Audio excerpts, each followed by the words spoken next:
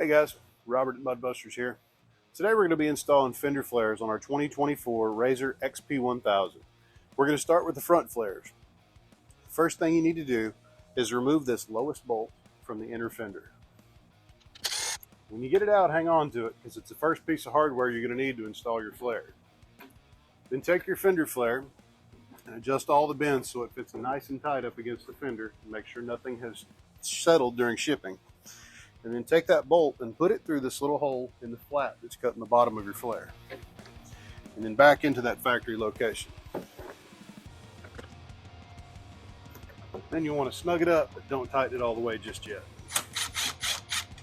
Take a spring clamp, like you see here, push everything nice and tight up against the fender, and clamp the front of that thing just to hold the top in place for now. And then this machine has already had flares installed on it in the past, so the holes are already drilled, but I'm going to show you the process of going through it. You'll take a 21/64 drill bit and start at the bottom of this fender. Make sure everything's aligned like you like it, nice and tight. Drill your first hole and insert a rivet. And so on and so forth all the way to the front, making sure every now and then that this front edge stays lined up with the inside of that fender and everything stays pushed nice and tight again. When you get this far, you want to make sure that this lip has not slipped. Hold it in place while you drill the other holes, because it may move on you. If it does, there's not a lot of real estate up there to drill into. When you get near the top, go ahead and remove the clamp, hold everything in place, and finish drilling. Once you get all your rivets installed, your front installation is complete, and move on to the rear. One more thing. Don't forget to tighten that bolt. All right, guys, moving on to our rear installation. You'll see in your hardware kit, you've got a couple of little angle brackets like this, a couple of bolts, a couple of lock nuts. They're going to go on this little kick out right here on your fender flare. But if you don't install them in the proper order, you'll have clearance issues with the factory hardware and the way the fender is built. So put the bracket on from the bottom side of the fender. The bolt goes in from the top, and then the lock nut will come in from the bottom. If you try to put it the other way, put the bracket on top, you'll have space. And if you put the bolt in from the bottom, the shank of the bolt and the nut are going to hit the inside of the fender. So get that pre-installed. It should look just like this when you get it pre-installed.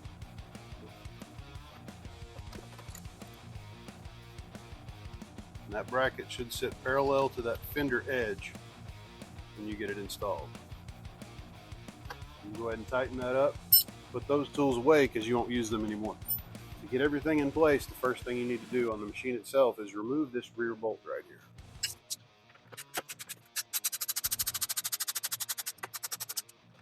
While you're removing that rear bolt, be real careful not to lose the U-nut that's on the inside of that fender.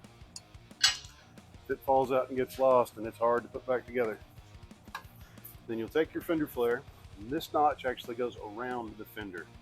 So you'll place that around the fender, slide that little bracket up from the back, and reinstall the bolts that you just removed. And you can go ahead and tighten this bolt back down.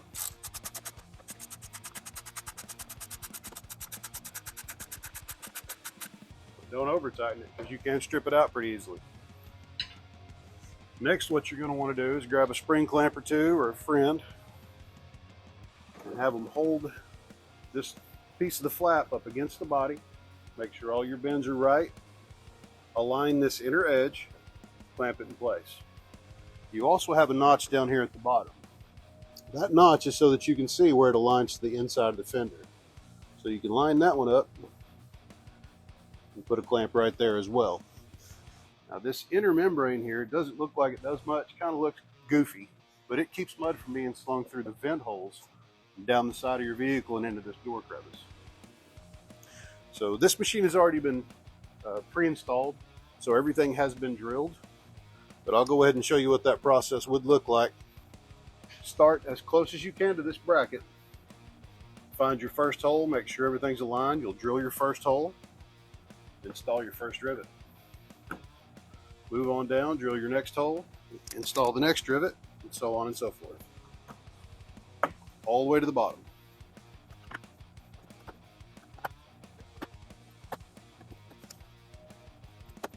You get down that far, you can remove your clamps, and then we'll look at the back. Back here on the rear, see if there's one little flap. You'll want to make sure that this isn't riding too high or too low, making this entire line wrong for the machine. So you'll adjust it to where you like it, find the location that suits you, drill that hole, and insert your rivet.